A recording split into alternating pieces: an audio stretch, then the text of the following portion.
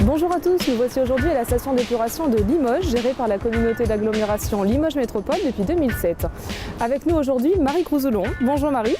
Bonjour Hélène. Alors Marie, pourriez-vous nous présenter quelles sont les missions Limoges Métropole en termes d'assainissement? La compétence assainissement comprend à la fois la gestion des eaux usées et des eaux pluviales. Alors il s'agit d'abord d'assurer la collecte de ces effluents sur tout le territoire à partir de 50 000 branchements.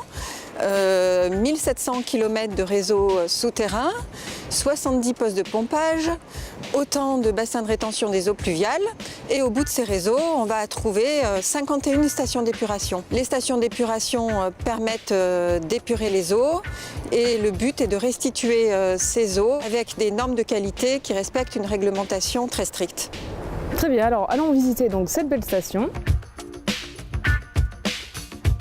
Alors Marie, donc nous sommes dans la première phase de traitement. Oui, arrivent ici les collecteurs des berges de la Vienne qui donc récupèrent les eaux de tout Limoges et les 10 communes de la première couronne de l'agglomération. Nous sommes sur la première étape de traitement qui consiste à dégriller, c'est-à-dire à séparer de l'eau tous les éléments les plus solides et les plus grossiers. À cette étape, on peut observer les bonnes et mauvaises pratiques des usagers. Ces dernières années, on déplore partout en France l'usage excessif des lingettes qui sont par ignorance jetées dans les toilettes. Est-ce qu'il y a d'autres types d'objets qu'il ne faut pas jeter dans l'évier ou dans les toilettes? Une station d'épuration est conçue sur un mode d'épuration biologique.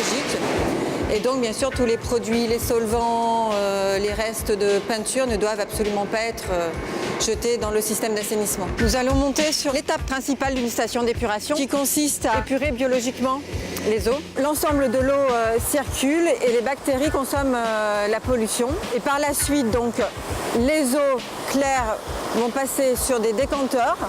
Les parties solides, ce qu'on appelle les boues d'épuration, vont elles partir sur l'étape suivante. Alors à la station d'épuration, les boues sont elles aussi traitées. Elles proviennent des bassins d'épuration biologique. Elles sont d'abord liquides, elles vont être épaissies et elles vont surtout être stockées dans ce qu'on appelle des digesteurs. C'est tout simplement le procédé de méthanisation, ce qui permet de réduire leur volume, en même temps de produire du méthane et donc d'avoir une autoproduction d'énergie directement utilisée au sein de la station. Ça représente jusqu'à 20% de l'énergie nécessaire pour faire fonctionner cette station d'épuration. Et donc après la méthanisation, c'est l'étape de déshydratation pour obtenir un produit transportable.